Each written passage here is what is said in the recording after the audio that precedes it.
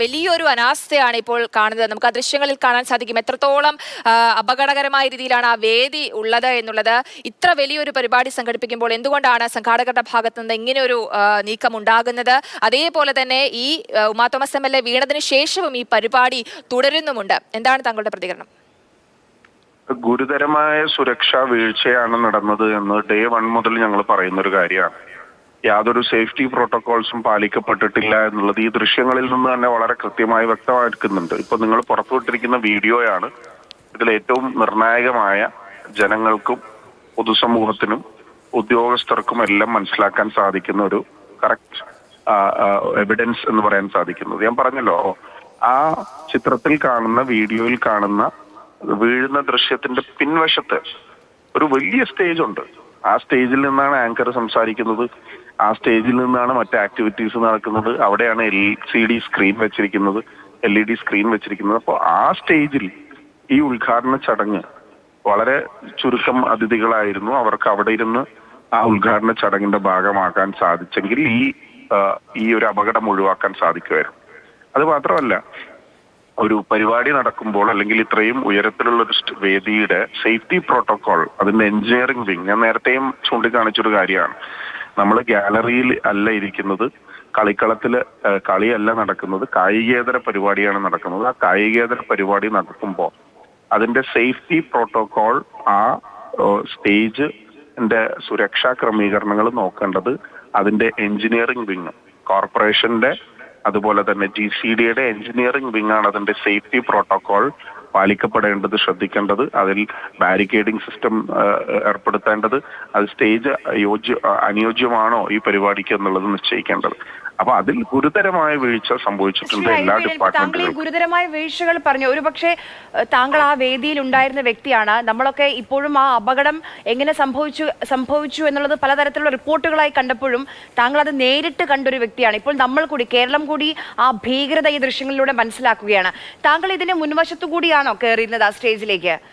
അല്ല, ഞാൻ ആ വേദിയിൽ ഈ അപകടം നടക്കുന്ന സമയത്ത് ഉണ്ടായിരുന്നില്ല. ഞാൻ വേദിയിലേക്ക് എത്തുമ്പോഴേക്കും MLA ആശുപത്രിയിലേക്ക് പ്രവേശിപ്പിച്ചു കഴിഞ്ഞു. അപ്പോഴും ഞാൻ വേദിയിലേക്ക് കയറുമ്പോൾ സംഘാടകർ പറഞ്ഞത് MLAക്ക് പരിക്ക് പറ്റി, MLA ഒന്ന് വീണു, MLAനെ ആശുപത്രി കൊണ്ടുപോയിരിക്കുകയാണ് എന്നാണ് പറഞ്ഞത്. അപ്പൊ ഞാൻ സ്വാഭാവികമായിട്ടും അതൊരു ഗുരുതരമായ അപകടമാണെന്ന് എനിക്കറിയില്ല. ഞാൻ വരുമ്പോ ക്യൂ മാനേജറും ഇല്ല, ഞാൻ വരുമ്പോ ഇതുപോലെയുള്ള ഒന്നുമില്ല. പക്ഷെ എല്ലാവരും വളരെ കോഷ്യസ് ആയിട്ട് എന്നോട് നീങ്ങി നടക്കണം, അരികെ ചേർന്ന് നടക്കരുത് എന്നെല്ലാം എന്നോട് പറയുന്നുണ്ട്. പക്ഷെ അവിടെ ചെന്നതിന് ശേഷം, മന്ത്രിയായി സംസാരിച്ചതിന് ശേഷമാണ്, അല്ലെങ്കിൽ മാധ്യമപ്രവർത്തകരുടെ കോളുകൾ ലഭിച്ചതിന് ശേഷമാണ് ഇത് ഇത്ര ഗുരുതരമായ അപകടമാണെന്ന് എനിക്ക് മനസ്സിലാവുന്നത്. അങ്ങനെയാണ് ഞാൻ ആശുപത്രിയിൽ വിളിച്ചത്. താങ്കൾ ആ സ്റ്റേജിലേക്ക് വരുമ്പോ ഒരു നിരയിൽ മാത്രമേ കസേര ഉണ്ടായിരുന്നുള്ളൂ?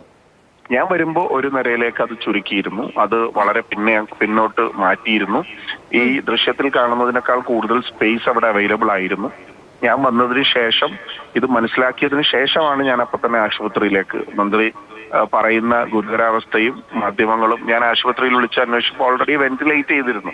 അപ്പോഴേക്കും ഞാൻ പറഞ്ഞു ഞാൻ ഇറങ്ങുകയാണ് എന്ന് പറഞ്ഞിട്ട് ഞാൻ ഇറങ്ങി. മന്ത്രി എന്നോടൊപ്പം വന്നു, ഞങ്ങൾ ഒരുമിച്ചാണ് പോയത് അങ്ങോട്ട്.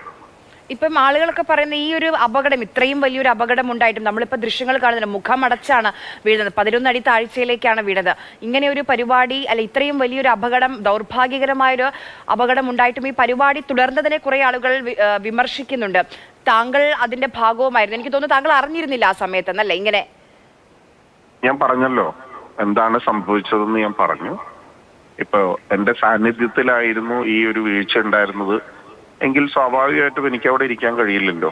ഒരു മനസാക്ഷിയുള്ള ഒരാൾക്കും ഇരിക്കാൻ കഴിയില്ലല്ലോ. ഒരു കാര്യം കൂടി, ഇപ്പം നമ്മൾ, താങ്കൾ അടക്കമുള്ള പല രാഷ്ട്രീയ നേതാക്കളും ഇത്തരം പരിപാടികളിലൊക്കെ ദിവസേന പങ്കെടുക്കുന്നതാണ്. ഇത്രയും അശ്രദ്ധമായി നോക്കൂ, ഒരു കാൽ വെച്ചാൽ 11 അടി താഴ്ചയിലേക്ക് വീഴുക എന്ന് പറയുന്നത് ജീവന് തന്നെ ഭീഷണിയാണ്. അങ്ങനെ നിരവധി പരിപാടികളിൽ ദിവസേന പങ്കെടുക്കുന്ന ആൾ, ഇതിൽ നിന്ന് വലിയ ഒരു പാഠം കൂടി നമ്മൾ പഠിക്കുകയാണ്. അല്ല, ഞാൻ നേരത്തെ പറഞ്ഞു, ഡേ 1 മുതൽ പറയുന്ന കാര്യം ആവർത്തിക്കുകയാണ്. ഇതിൽ ഗുരുതരമായ സുരക്ഷാ വീഴ്ച സംഘാടകരെന്ന് പറയുന്നത് ഈ പരിപാടി സംഘടിപ്പിച്ച ആളുകൾ മാത്രമല്ല. പരിപാടി സംഘടിപ്പിച്ചതിന്റെ മേന്മയെക്കുറിച്ചും അതിന്റെ വിശേഷങ്ങളും എല്ലാം മാധ്യമങ്ങളിൽ ഓരോ ദിവസം പുറത്തു വരുന്നുണ്ട്. അപ്പൊ സ്വാഭാവികമായിട്ടും അവർക്കത് നടത്തി ഗിന്നസ് ബുക്ക് ഓഫ് വേൾഡ് റെക്കോർഡ്സിൽ ഇടം നേടണം എന്നുള്ള മാത്രം ചിന്തയായിരുന്നു ഉണ്ടായിരുന്നതെന്ന് നമുക്ക് മനസ്സിലായല്ലോ. പക്ഷെ നമ്മൾ മനസ്സിലാക്കേണ്ട ഒരു യാഥാർത്ഥ്യം, ഇവിടെ ഇതിന്റെ അധികാരികൾ, ഉദ്യോഗസ്ഥർ, ഇത് വാടകയ്ക്ക് സ്റ്റേഡിയം വിട്ട് നൽകിയ ആളുകൾ, ആ ഡിപ്പാർട്ട്മെന്റുകൾ, അവരുടെ എല്ലാം സുരക്ഷാ വീഴ്ചയുണ്ട്. ഇപ്പൊ ബഹുമാനപ്പെട്ട മുഖ്യമന്ത്രി ആയിരുന്നു പങ്കെടുക്കുന്നതെങ്കിൽ സ്വാഭാവികമായിട്ടും അദ്ദേഹത്തെ അവരുടെ സെക്യൂരിറ്റി ഓഫീസേഴ്സ് ഒരിക്കലും ഈ സ്റ്റേജിൽ കയറുന്നതിനെ അനുവദിക്കുമായിരുന്നു എന്ന് എനിക്ക് തോന്നുന്നില്ല. അല്ല, ഇപ്പം മന്ത്രി സജി ചെറിയാനോട് സംസാരിക്കുമ്പോഴൊക്കെ അദ്ദേഹം പറയുന്നുണ്ട് അദ്ദേഹത്തിന്റെ ഗൺമാൻ ചൂണ്ടിക്കാണിച്ചിരുന്നു ഈ സ്റ്റേജ് അപകടമാണ് എന്ന് കേട്ടു. എന്നിട്ട് പോലും ആ പരിപാടി ദുരൂഹത എന്ന് പറയുന്നത്, ഇത് 2 ദിവസം മുമ്പാണ് എനിക്ക് ഇതിന്റെ ഇൻവിറ്റേഷൻ കിട്ടുന്നത്. ഇൻവിറ്റേഷൻ എന്ന് പറയുന്നത് ഫോണിൽ കിട്ടിയ ഒരു ഇൻവിറ്റേഷൻ ആണ്.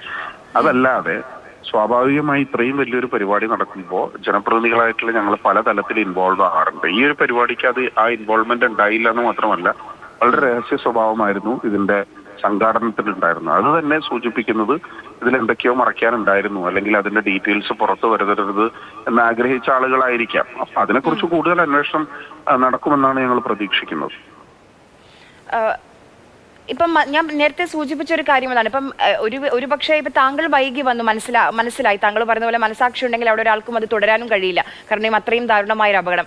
അവിടെ നമ്മുടെ കൊച്ചിയിലെ കൊച്ചി സിറ്റി പോലീസ് കമ്മീഷണർ ആ വേദിയിൽ ഇരിപ്പുണ്ട്. മന്ത്രിയുടെ സുരക്ഷാ ഉദ്യോഗസ്ഥൻ തന്നെ അദ്ദേഹത്തോട് പറയുന്നു ഈ വേദി അപകടമാണ് എന്ന് കേട്ടു. ഒരു മുന്നറിയിപ്പ് ആ വേദിയിലേക്ക് കയറുന്നതിന് മുൻപ് മിനിസ്റ്റർക്ക് കിട്ടുന്നുണ്ട്. ഈ അപകടം നടന്നു കഴിഞ്ഞിട്ടും ഈ പരിപാടിയുമായി മുന്നോട്ട് പോവുകയാണ്. അതാണ് ഞാൻ പറഞ്ഞത്. അത് നമ്മളുടെ എല്ലാം മനസാക്ഷിയെ ഞെട്ടിപ്പിക്കുന്ന ഒരു കാര്യമാണ്. ഇതിന്റെ ഇന്റൻസിറ്റി നേരിട്ട് കണ്ട ആളുകൾ സ്വാഭാവികമായിട്ടും അറ്റ്ലീസ്റ്റ് ആ പരിപാടിയുടെ ഉദ്ഘാടനമെങ്കിലും മാറ്റിവെക്കാനുള്ള മാനസികാവസ്ഥയിലായിരുന്നില്ല എന്നുള്ളതാണ് നമ്മൾ മനസ്സിലാക്കുന്നത്. അത് ഗുരുതരമായ ചോദ്യങ്ങൾ നമ്മളുടെ മുൻപിൽ ഉയർത്തുന്ന കാര്യങ്ങളാണ്.